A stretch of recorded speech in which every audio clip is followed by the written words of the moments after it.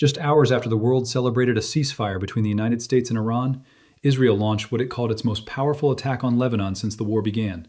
50 fighter jets, over 160 munitions, more than 100 targets hit in under 10 minutes, and the result was pure devastation. At least 254 people killed, over 1,165 wounded, hospitals flooded, ambulances overwhelmed, and charred bodies lying in the streets of Beirut's busiest intersections during rush hour.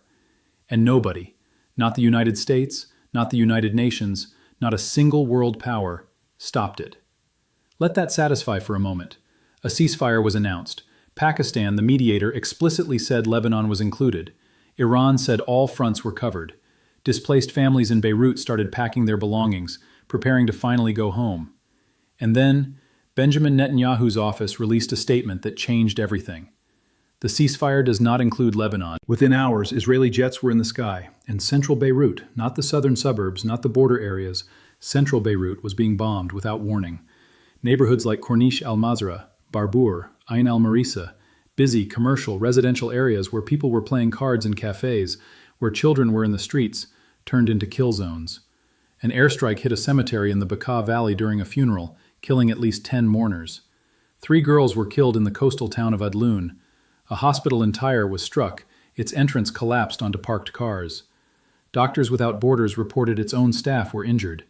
And Israel's defense minister had the audacity to call it a strike on Hezbollah terrorists, comparing it to Operation Beepers, while Lebanon's health minister called it a catastrophe and begged the international community for help. Now here's where this gets really dangerous. Iran immediately accused the United States of violating the ceasefire framework. Iran's foreign minister said, "The ball is in America's court and the world is watching." Iran's parliament speaker called the negotiations unreasonable, citing multiple violations of the 10-point truce plan before talks even began.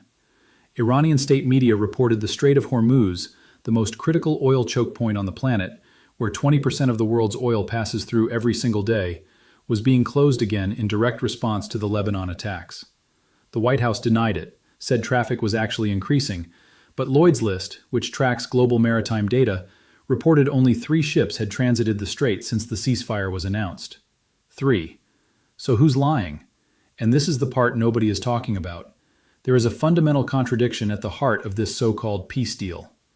The United States says Lebanon was never part of the agreement. Iran says it absolutely was. Pakistan, the mediator who brokered the deal, publicly stated Lebanon was included. France's president called both Trump and Iran's president and said the ceasefire must cover Lebanon.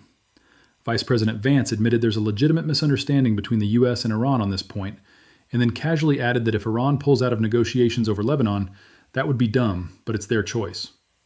That's the diplomatic language being used while 254 people lie dead.